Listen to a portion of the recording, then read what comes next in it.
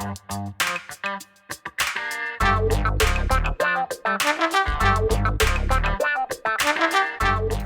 guys, Montel here, and welcome to this edition of Let's Be Blunt with Montel. My guest today is a father, a mentor, a compassionate community member, and a successful entrepreneur. He's been focused on the equitable development of community and businesses his entire professional career, and continues to commit to having social impact through economic growth and advancement for his community. With ownership of two successful startups, and Faces International Marketing and Development and the Cleveland School for Cannabis, he has years of experience developing successful teams. Kevin Greene, thanks so much for being a part of Let's Be Blunt with Montel today, sir. Oh man, so great! So glad to be here, Montel. So glad to be here with you and your team. Absolutely. So let's back up a little bit and let's talk about a little bit about your professional journey. Man, take us through some of your background and what was your career path before you turned to focus on cannabis? Man, truthfully, it's funny because it was so far away from cannabis. Never thought that it would be an opportunity. It really, the journey started for me going about 13 years ago when I really decided to say where I was, working with T-Mobile USA at that point, was that I wanted to do more and I wasn't fulfilled, even though it seemed like I did everything that the world told me that I was supposed to do. Go to school, come out, get a good job, get a good career. There was an emptiness there. And I always had this need for wanting to try to create my own and do my own thing. As a young kid, always, hustling to make things happen. And at that point, I took the leap with a few of my buddies, and we started, Faces marketing, advertising and development firm. And our whole entire goal at that point was we were seeing what was happening to our generation. I'm turning 36. We come out into the professional world, the market crashes. We had to create all these new skill sets. We had to have side gigs and all that type of stuff. And we thought that there was a new balance that was going to need to be in the workplace. And we wanted to be a part of changing the culture. And truthfully, we wanted to be an example, especially for young Black men, in the sense of not falling into the stereotypes of what they felt that we were and trying to set a new standard and change the culture. And, that's when we embarked on our journey to start our company. But now Faces International Marketing and Development Yep. is a company that markets and develops what? Is it just cannabis or other things? No, so it's everything. So, it's funny thing we always talk about, man, we've done everything from events that had camels and camel milk all the way to some top corporations and governmental agencies and municipalities. So we're a full-fledged marketing firm where we go in and do everything from your strategic planning, all your advertising assets, the placement of those advertising assets, offline, digital, TV, radio, etc. We do a lot of community engagement within our strategies because we know it's important for companies to be able to engage in a authentic way with the communities that they serve. And then the caveat and the wrinkle that we feel is our competitive advantage is that we do staff development. So we work in the areas of diversity, equity, and inclusion and team development, understanding that no team can be highly effective if they don't understand each other and able to work each other, especially through the cultural barriers that we might have in our organizations. Where did you go to school? Did you go to school for marketing? So I went to school for general business at William Patterson University. Left there, did some schooling at Penn State, Lehigh Valley, satellite school out here. But as the thing with marketing is like we came out of school and the whole world changed because social media popped up a couple years after that. So everything that I say that we do right now, the principles are still the core principles, but the world has changed quite a bit. And so now, what made you go cannabis? What turned your focus to the cannabis industry? Truthfully, man, it was a conversation with who I consider now a great friend and a business partner. We met each other on a plane, traveling to the Dominican Republic, where we both vacation and do some business there. And we started talking about business. And he waited. He must have waited. He must have planned this because he waited till the last night that we were together, and he decided to throw out to say, "Hey, I'm looking to start a cannabis school." And I looked at him and said, "Why? Do we need that?" And he said, "Because there's a huge need for a workforce." And that to me hit immediately with the community work that we do. Economic development and workforce development is always a major part. So when was this? When did this? This was 2016, December of 2016. And you had just gotten legal cannabis in Ohio then, right? It was medical cannabis then, right? Medical, yep. Still is to this day. They're trying to pass right now. Yep. So he had that conversation with us, and at that point, my mind just started going. And we decided to go ahead and partner up and make this thing happen. And for me, I still say I guess I'm not the typical or what people would think is a cannabis person, because my background was never in the plant or plant sciences. But my background has all been about developing people, developing teams, and developing businesses. So it really spoke to me. And truthfully, as a young Black Jamaican immigrant male, I was like, wow, I'm gonna actually have an opportunity to make real change. It kind of went to the mission that we said we wanted to create change and be an example for young Black men, and it fit everything for me to being able to be in this industry, especially on this level. And what was your relationship with cannabis at that point in time? Did you have a relationship with cannabis? Straight recreational novice user. Didn't know what I was using. Hear the names about it. Used to tell my friends, like, you don't know what you're talking about. You guys are just making up names. Never paid attention to the real reality. I never gave cannabis the respect that I have for it now. So I was just a regular recreational user that had my own anecdotal pseudoscience of what I thought it was doing for me.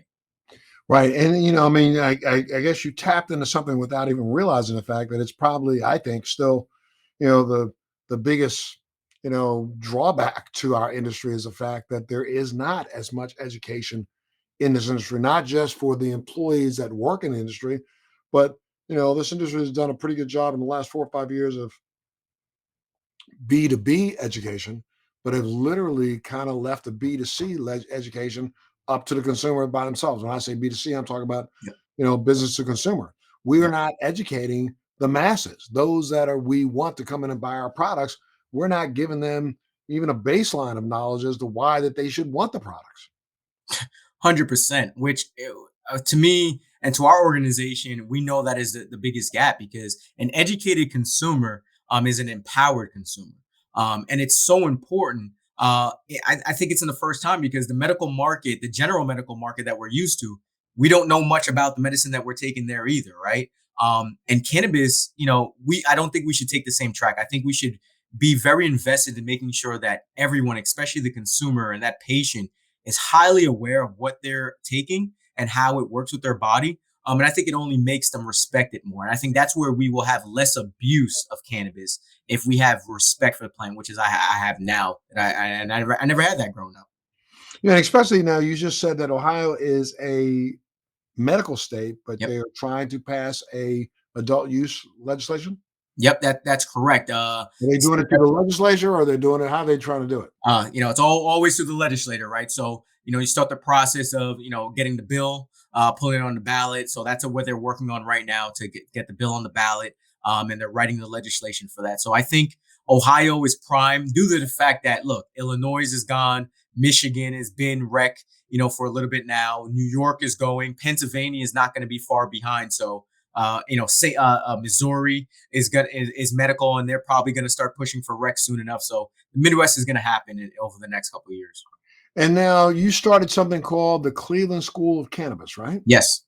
And is that more for B2B, meaning you are educating people who want to work in the cannabis industry?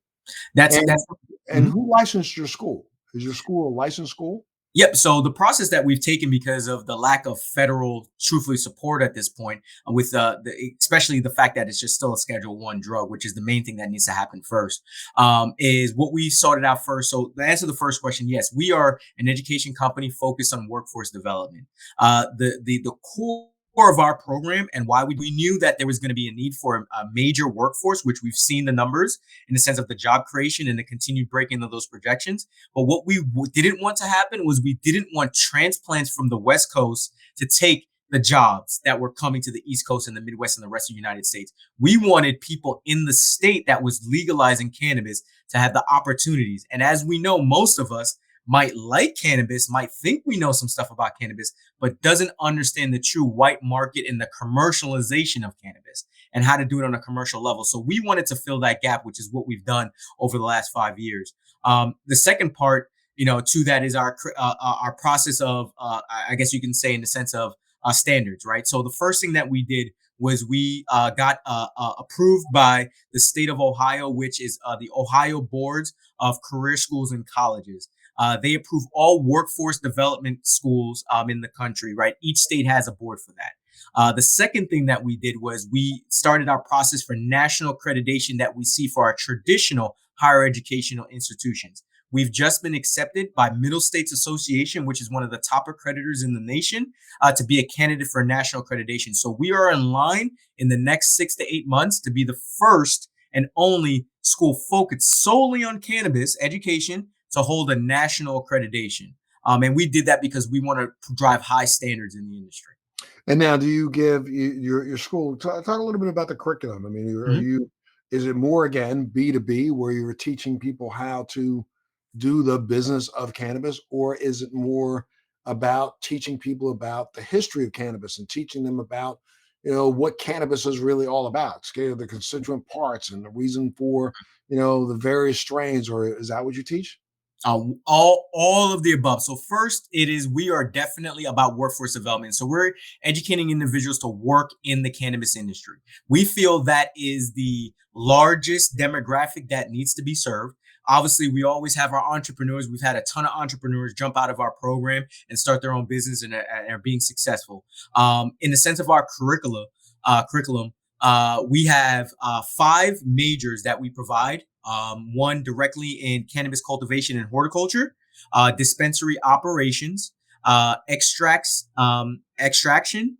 We have one in hemp and CBD, and then we have a medical applications and research track, which is very focused around the research endocannabinoid system. So all of those courses all take a history class because the one thing that even myself didn't fully understand was the true history of cannabis. So everyone takes a history class, everyone takes a law and policy class, and then they will get into their career track focus classes, whether it's horticulture or extractions and things of that sort. So they're going to learn everything about, in horticulture, you're not going to start about commercial cultivation and cannabis. You just need to understand plant science. You need to understand microbes in the soil and photosynthesis. You need to understand that, right? In the basics. So we start with a basic horticulture program, and then you compound that into commercial cultivation and the processing and the things that happen. And the same thing with extraction, right? So you learn the methods of extraction, the different products that go, and the different things that happen through that scientific protocols that are happening when you're there. And then dispensary operations, one of the biggest things that we know is what you talked about was terpenes and strains, right? Terpenes are so important to the expectations of what you're going to get from the healing properties of that plant in itself. So having your dispensary agent, which is where that B2C interacts, because since our doctors are not highly involved in the cannabis program right now, due to the fact of the lack of their knowledge, but also the way the program is set up, that dispensary operator is really the person that's giving that first time patient or long time patient that consultation. So we make sure that we provide full comprehensive training so an individual is not only ready, but they're ready to be successful. Gotcha. And I mean, it's really important. I think one of the things that's, a lot of people who jumped into this industry don't understand how long cannabis has been around and the fact that America was built on cannabis. Yep. It's been around for eons, Right. eons, Yeah, to absolutely. say the least, eons. So I'm really so again. So you're trying to change to train. You can go to school and graduate, and you don't get a degree as a bud tender, or as what do you do? Does a degree as an operator in the dispensary, or So you yeah, get so dispensary operations, what we're seeing is most individuals are starting as bud tenders or dispensary agents. Every state likes to call it a different thing. In the sense of that, you will leave with a state approved certificate, right? So what that means is that it's approved by the Ohio Board of Career Schools and Colleges, right?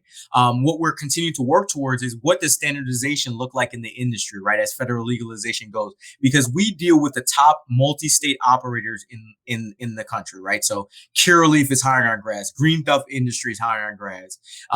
Cresco Labs is hiring our grads. Acres Holdings is hiring our grads, right? These large MSOs hire our grads because of the quality of education they come out with, knowing the gaps that they have to fill on site with employees that they hire. So we've even taken that to, we're working right now with the Florida Department of Health and their medical marijuana department, the individuals that regulate and oversee the actual industry in Florida, we're training them.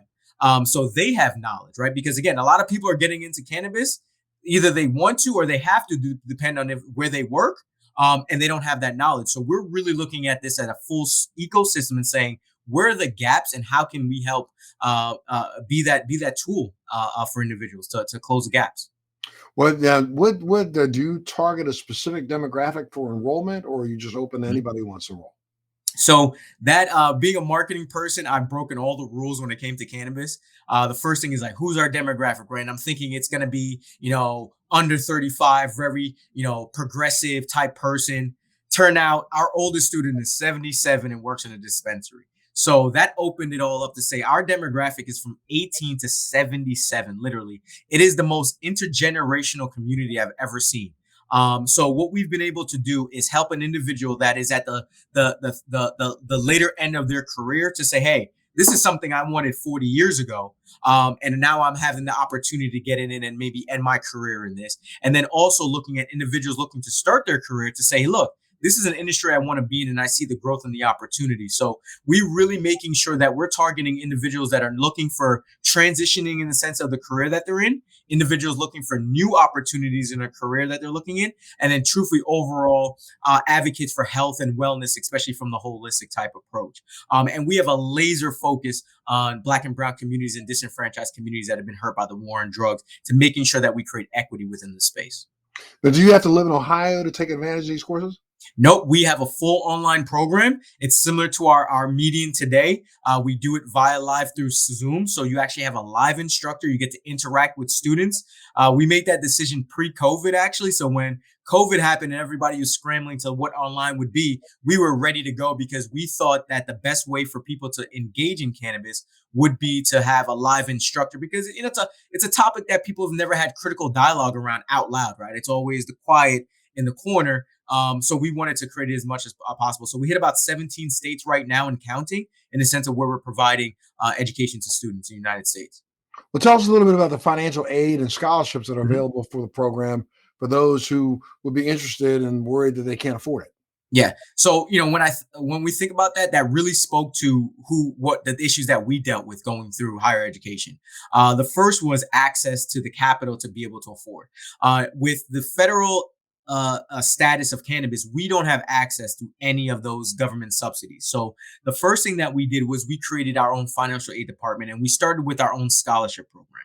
So we provide 4 scholarships currently right now. One is a minority scholarship, one is a women's in cannabis scholarship, one is a veteran scholarship, and the fourth is a resilience scholarship, really either a socioeconomic scholarship or individuals that we feel have been resilient and been able to overcome things that we want to give them opportunity. We knew that that's not enough. So the next thing what we did was we found financial partners that would work with us to be able to service our own student loans. So we created our own student loan program. All of this, by the way, the Cleveland School of Cannabis underwrites in itself. So there's no other outside parties involved in these decisions whatsoever. It's me and my 2 other partners that make all these decisions. No other outside money, nothing in itself.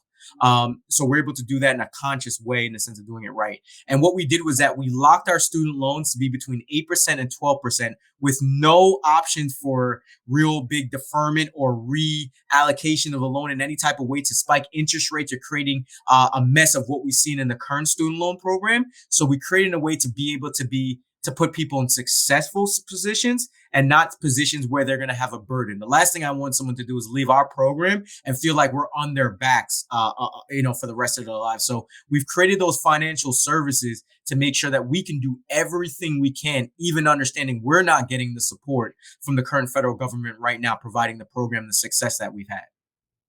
Wow.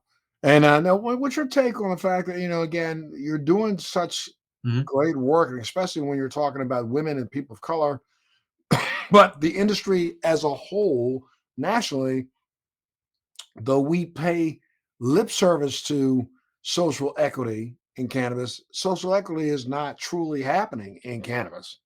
And we can see the fact that women represent probably less than 4% of the people who own businesses in this industry, and people of color are less than 10%. Yep. So, what's your take on social equity?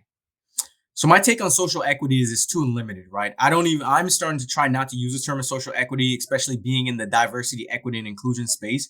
We really have to think about this in a broader aspect. What I don't like about the current programs that I've seen is that the fact they're too siloed and they're very focused around license acquisition.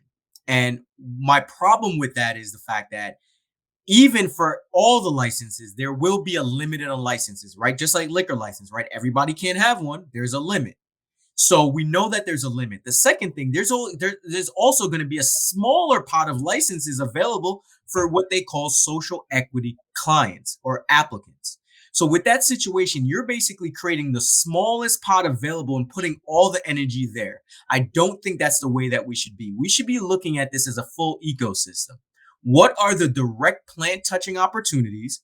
What are the entrepreneurial opportunities? What are the ancillary business opportunities? And also, what are the supporting services and consumer services our industry continues to grow? Also, continue to work on expungement and doing right by the criminal justice reform that we need to do in cannabis, and making sure that we're creating multiple gateways. And truthfully, we need to stop only focusing on THC side of cannabis. We have a whole entire version of the plant in the hemp plant that will be a textile product and create textile. As you said, right? It used to run America, right? And that's because of the textile properties that hemp provided. If we stay so focused in, my fear is that that will be consolidated, not equitable, and we'll miss out on that boat because we're too focused on just the THC side. So I'm Well, I not think going we're also not just so too focused on THC side. We're too focused on the CBD side. I mean, we've literally taken just jumped off to the races, CBD, CBD, CBD, and forgotten the fact that this plant has viable, well over 250 other cannabinoids that we know, even in the science of the research, or the research and the science around cannabinoids, we know that they work synergistically in this entourage effect. And there are so many other cannabinoids that are just as important. And again, you said terpenes, but we also are now noting that the flavonoids have purpose, and then there's also purpose, but mixing those cannabinoids together with other botanicals that are out there that have been used for the last couple hundred years also, that to. will elicit the response that we want down the road. So we're literally in a position right now in an industry where we're like the Wright brothers pushing that wooden plane down a hill. 100%. I couldn't have articulated any better. There's so much to learn. And for all we know right now, we're still unlocking what this plant really, really has.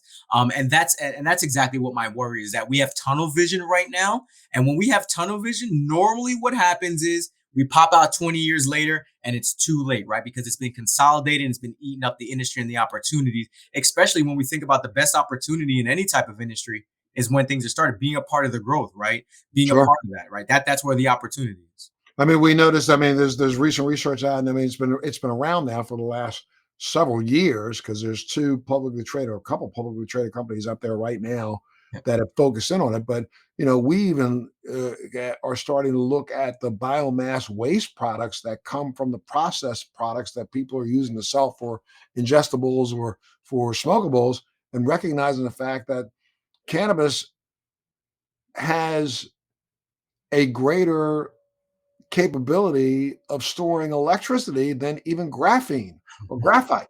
So right now we're looking at cannabis stalks and things being cooked and provided and used in the right way, where we can let the future of cannabis could be batteries, and people aren't even talking about that. Not even talking about it, man. It's one of those things, and I think that's why I'm so excited about this opportunity, and that's why we have to shift the conversation and broaden our perspective of cannabis. Because without broadening our perspective, we're limiting the opportunities available to us to be able to truly gain equity. Everyone doesn't need a license. Everyone doesn't need to be a business owner to take part in this industry. And I urge individuals to really open up their mindsets. Change the game. It's time. This is a blank table here, man. We don't get many of these, right? You get a couple of these a generation, right? The last one was the tech boom, right? With personal computers, where we have smartphones now. This is our next boom. So we have Right. an Could opportunity to be. change the It game. could be. Yeah, I mean, we've come a long way in the last couple of years when it comes to cannabis policy reform, Yep. but we still have a long way to go. Now, what are your thoughts about what do you think is going to happen, let's say, in the next few years? And how are you working to help change some of the policies? So the main thing that I basically think that's going to happen in the next few years is that we are going to probably be very, very close to the full 50 states, right? We have one major state left, which is the state of Texas, and I've done some work in Texas and things of that sort. And Texas is prime and ready to go to transition, right? So I think once Texas goes, because we're starting to see the South is starting to transition. So I think personally, we're going to see that we're going to be very, very close to the 50 states. The next thing that needs to happen is the rescheduling of cannabis from Schedule 1 to at least a Schedule 2, and then real focus around what does federal legalization look like. Now, in the sense of what we're focused on, to go ahead and making sure that equity is built into this is right now, and as of next week, we'll be launching an educational curriculum with Senator James Sanders out of New York and Queens, in the sense of making sure that his constituents in New York are ready for what's going to happen as rec rolls out there in New York. We're really focused and partnering with individuals across the country to making sure now we have a laser focus on who and how we educate people to take advantage, because we know the biggest thing is this: the more you know, right? The more you know. If you don't know, you really can't move, right? And I always say opportunities are infinite and readily available. It really comes down to, are you prepared for the opportunity or even able to see that the opportunity is there in front of you?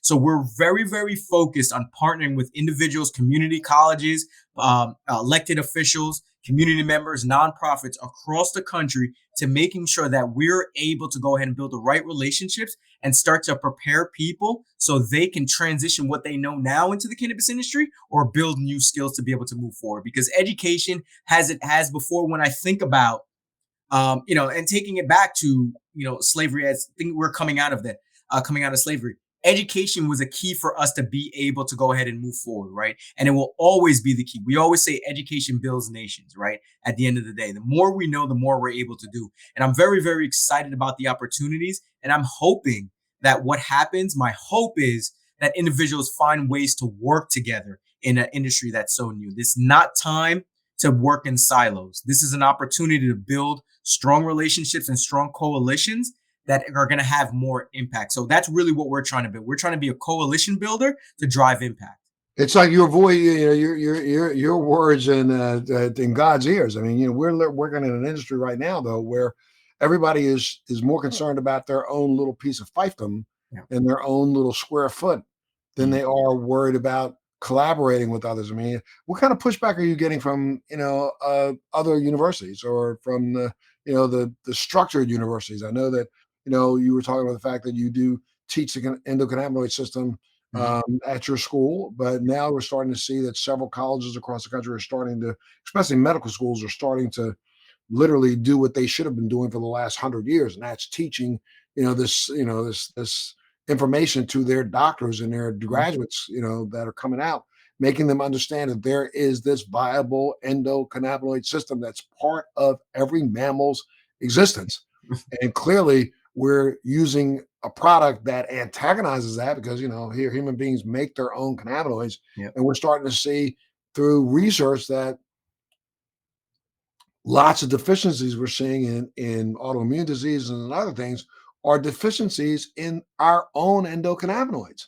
So finally, the medical industry is starting to say, we better catch up. Are they pushing back against schools like yours?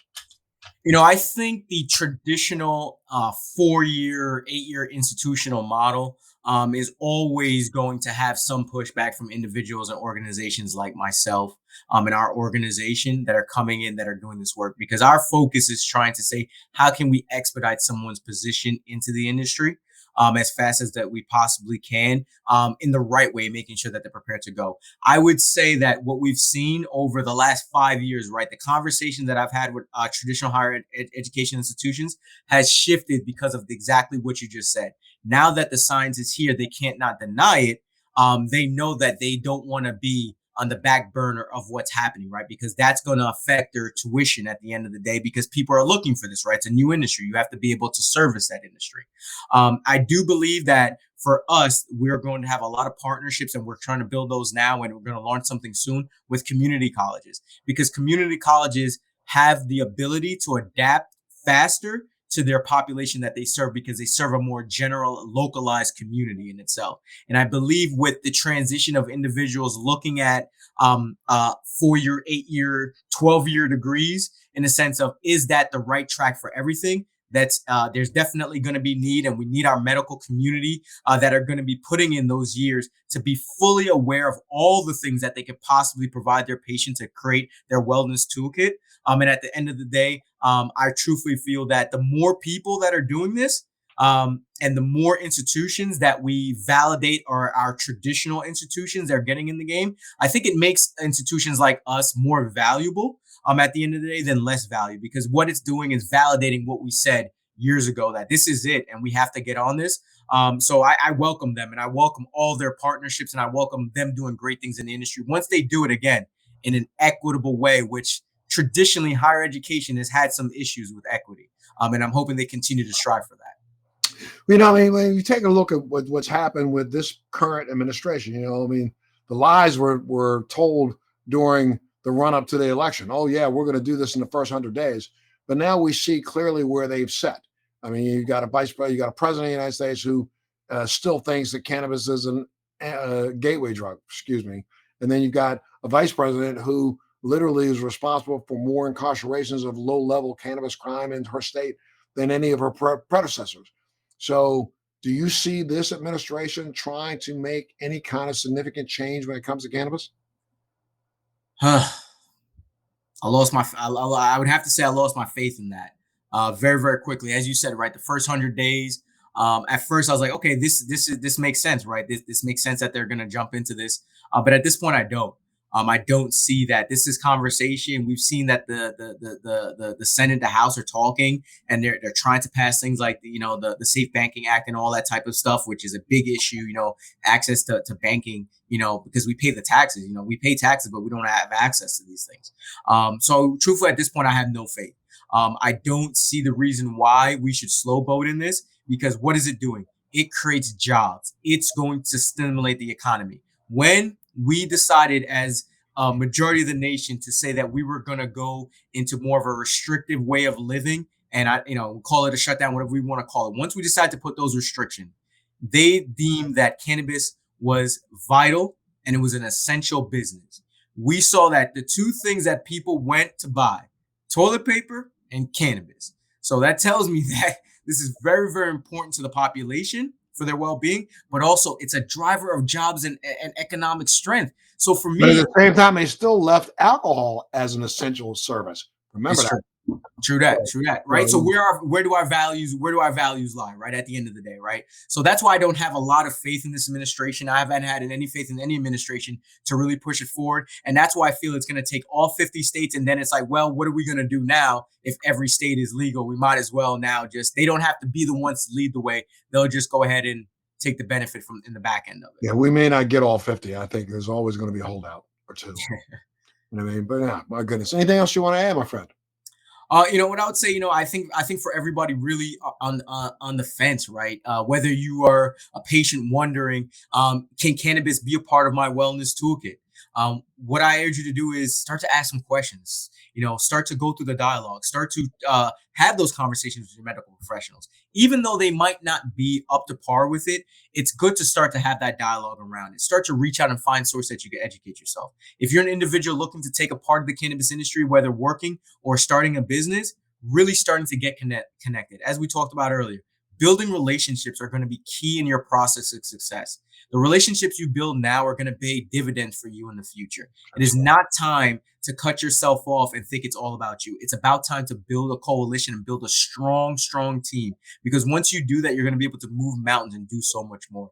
And then truthfully, directly to our elected officials, educate yourself. Don't allow your biases and the disinformation and the propaganda to make your decisions. We understand this is what you've known majority of your life. But as we have with everything else in our life, we learn new things, we do more, and we're able to advance. So I urge you all, get connected, get educated, and start to push this thing downfield and think about all the things that we can do, and making sure that we do that in the right way, and then we do that in an equitable way, because we have an opportunity to right a lot of wrongs with one plant. From the medical community to what we've done in since disenfranchised community. There's nothing else out there that's giving us this opportunity. Let's not squander it. Absolutely. Well, let me ask you, if people want to find out more information about your school, where would they go? Yes, definitely. You can find us on any social media platform, Cleveland School of Cannabis. Our website is csceducation.com. That's csceducation.com. Please, what we ask is challenges. Ask us questions. We're here to service you. So even if you're not looking to enroll, we're here to answer questions. We're here to be a beacon, an epicenter for individuals looking to find their way in this industry. So connect with us, touch base with us, and we're looking forward to talking with you. Kevin, I can't say thank you enough for being a part of Let's Be Blunt with Montel today. I know that our listeners are going to really enjoy this interview and they're going to reach out to you one more time. Give them the website. All right, csceducation.com. That's csceducation.com. And at any time you want to come back on, I think the more often that we can, just stop for a second. I mean, I sometimes, on this podcast, I will literally take 20 minutes to just back up and say, guys, let's back up for a minute and remember that, back as early as 1590, when sailing ships left Europe, sailing ships were leaving Europe with about a ton of hemp seeds on board. Why? Because back then we realized back in that time that hemp was one of the highest protein laden seeds on the planet. And so sailors and the people who crossed oceans literally took hemp with them so that they could grow it, knowing that they might have to use some of the fiber to repair their ships and help make their ropes and help make their sails, and also to eat it, to keep them alive. So, some of what we need to do every now and then is just literally just do a tutorial. So I'd love to have you back anytime you want, okay? I appreciate it, Montel. It's great to be here. Loved it. Absolutely, sir. Well, look, thank you so much for being a part of Let's Be Blunt with Montel today, and thank you for tuning in. Thanks for joining me on Let's Be Blunt with Montel. Please make sure you're subscribed and hit the bell to be notified when new episodes post each week. We'd love to hear your feedback also, so please send us your comments.